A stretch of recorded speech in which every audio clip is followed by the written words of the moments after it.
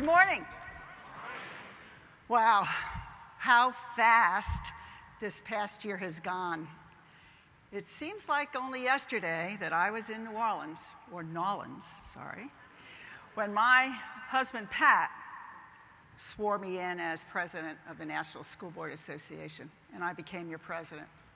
It has been an extraordinary journey, an absolutely awesome adventure, and truly a once-in-a-lifetime opportunity.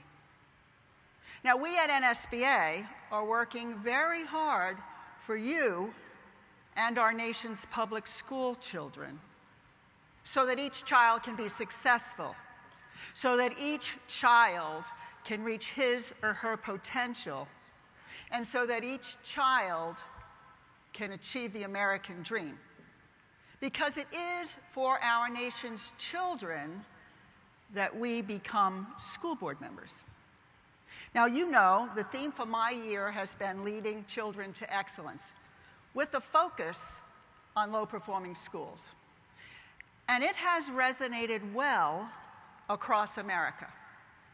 Because I truly believe it's through school board leadership and a focus on student achievement that each child will be successful. Now, doing this takes deliberative action on our part. School board members, all of us, must clearly and deliberately focus on the achievement of the school children in our care. Traveling across America to visit with you, our members, the state associations, and the board members and executive directors certainly has been a highlight of my year. You graciously allowed me to visit your states, and your hospitality was incredible, and I thank you for that. It was also interesting to hear all of the great insights and different perspectives across the nation. It was so good to hear about our shared focus on the success of our students. And I have to tell you, I learned so much from you. School board members are extraordinary human beings. You give of your time, your energy, and your passion at no personal gain for the students in our nation's public schools.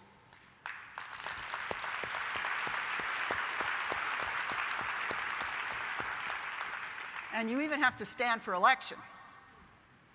I am always so proud to be in your company. You know, this past year I have shared my history and my story of being a daughter of immigrants, of how my parents' high expectations and passionate love of America shaped my life, or how they instilled in me and my siblings not just a love of learning, but an intense, deep, passionate love of America. While on the road this past year, I also spoke about the challenges facing public schools today, always bringing the conversation back around to the power of advocacy and the importance of being effective advocates for public education. NSBA's Stand Up for Public Schools campaign is a powerful one. It provides us with so many tools to get the vital message out about the importance of public schools and how to voice your support. I hope you're all getting your message out and are standing up for public schools every day. Are you standing up for public schools?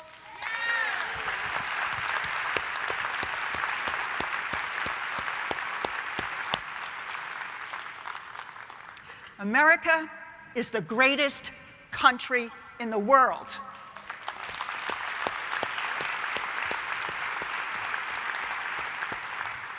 It is founded on the principles of democracy, and ladies and gentlemen, our public schools are the cornerstone of that democracy.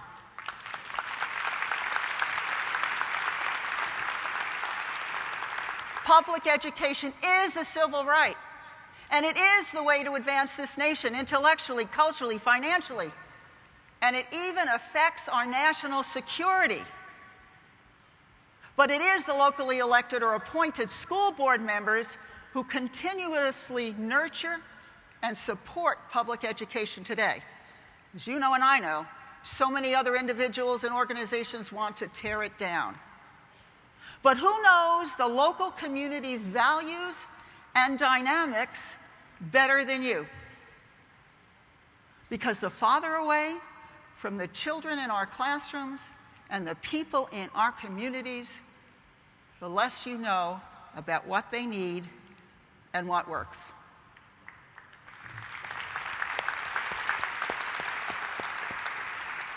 For too long, we have allowed the conversation about public education to come from others.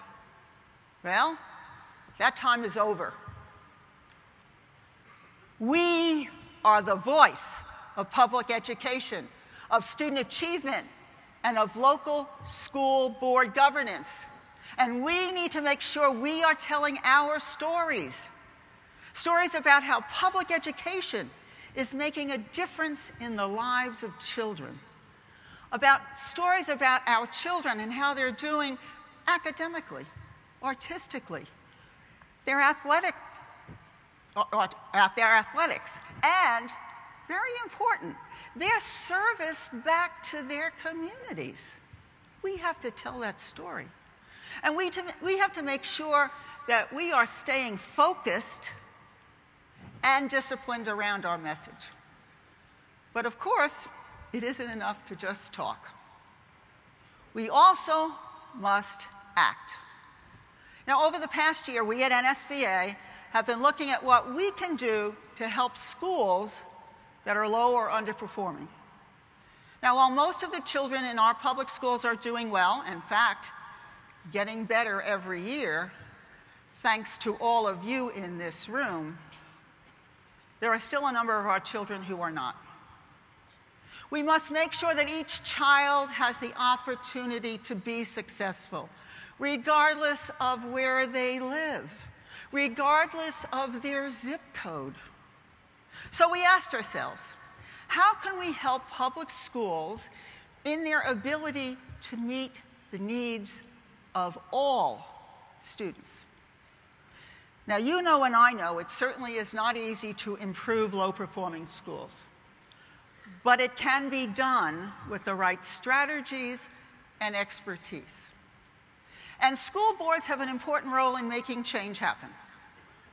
Over the course of my presidency, NSBA has looked to both research and also the expertise of school board members in developing a toolkit to help shape effective, evidence-based policies to improve low-performing schools. So I'm really happy to say that our toolkit, the first step in our initiative to make sure all children have the opportunity for success, is being released right here at our 75th annual conference. Sure. NSBA Center for Public Education, or CPE, developed these wonderful decision-making tools.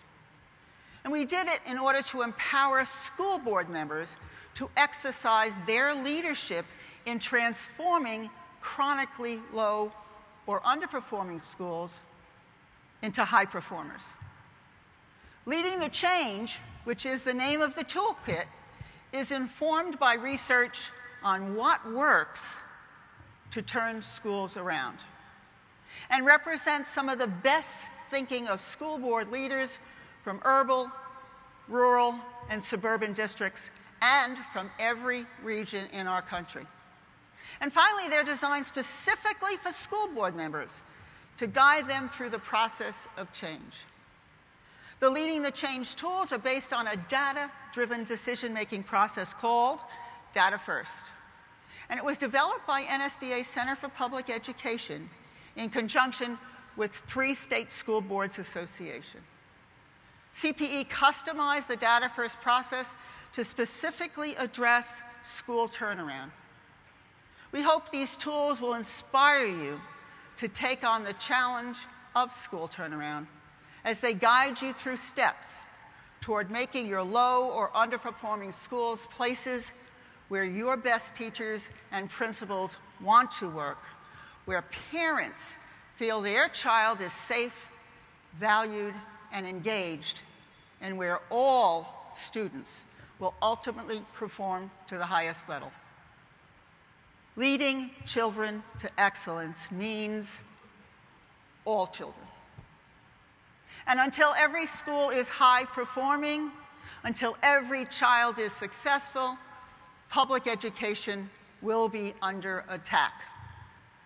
Now, I know and you know that this will be very hard work. But we can accomplish that. In fact, we must do this. The very future of public education and the existence of school boards is at risk. We are 90,000 public school board members strong. We can make a difference in the lives of the children in our care. It is up to us to make sure we are the best, most effective advocates for public education that we can be. We not only owe it to our children, we owe it to our nation. Public education matters. School board members matter. Public education is at a crossroads. We need to speak up to make sure every single child has a chance. We need to lead the initiative if our goal is to lead all children to excellence. There are so many so-called reformers who think they are experts on public education just because they went to school. Enough. The privatization, or as I like to call it, the profiteer movement, is siphoning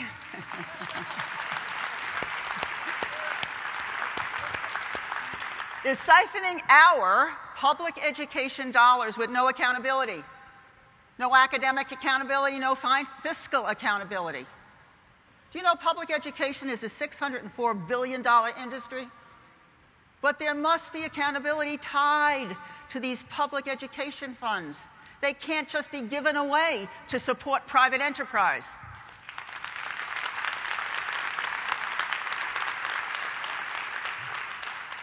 And that's why we have to stand up for public schools each and every day. That's what I do, and that's what you do. That's why I was always so happy to serve in my role as a board member and, of course, in my role as president this past year. This past year has been amazing. I have met some of the finest people in the world. I have visited classrooms. I listened to our children perform. I've been to conventions and conferences and forums and meetings. And believe me, I have learned a great deal. And I am forever grateful to have had this incredible opportunity. I thank you for what you do every single day for the children in our schools. Now, there are so many people I want to thank, people who have given me their support, not only over this past year, but people who have supported me all along the path leading to this very point in my life. The most important people in my life, my family, of course, all of whom are here today.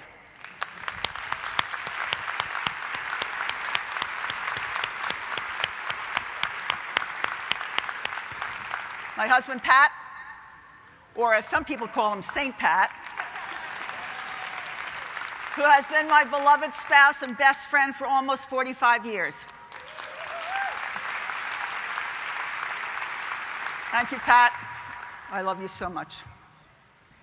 And our children and grandchildren are here. Thanks to our daughter, Anne-Marie, and her husband, Kevin, and their 3 children, our grandchildren, Kate, Connor, and Grace.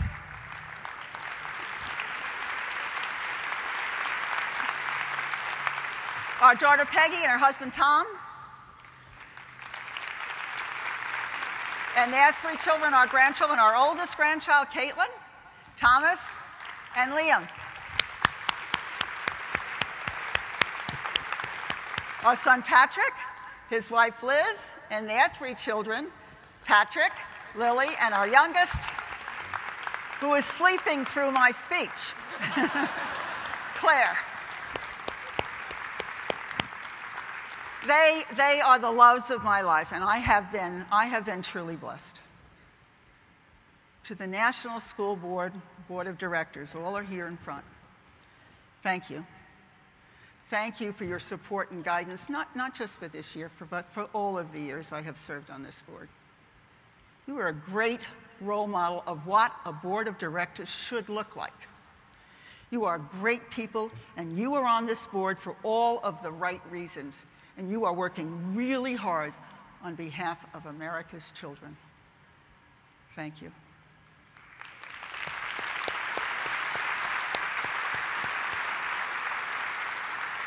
Thank you to everyone on the staff at NSBA, Tom Gensel, our executive director, and Marie Billick, our deputy executive director. They won't get up. We have the very best, hardworking, dedicated people, and I thank you for making me look good.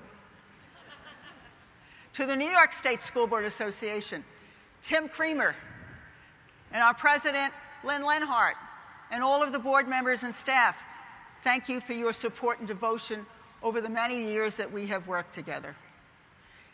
And last but never least is my own local school board who are here today.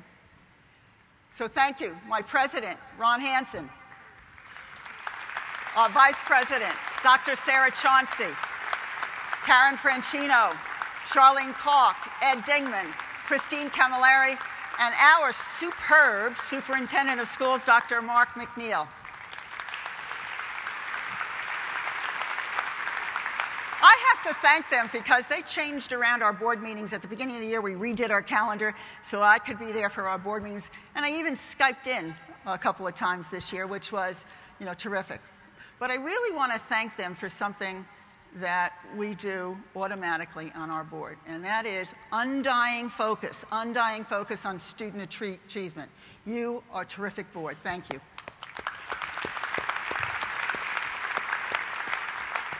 I have always been very lucky. I serve on fabulous boards, from my national board to my New York State board to my local board, and I serve with the best people in the world. And to John Tuttle, who's our incoming president, he's a great guy, and I wish him the very best. And I know that he will be very successful as he takes the reins. You will see. So we can clap for John.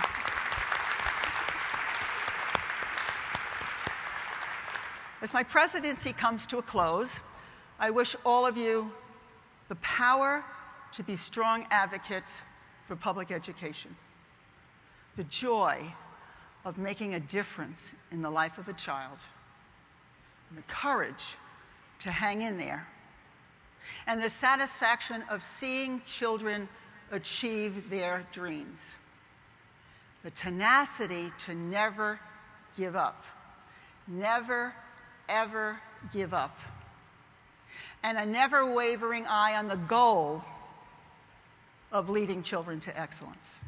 Thank you.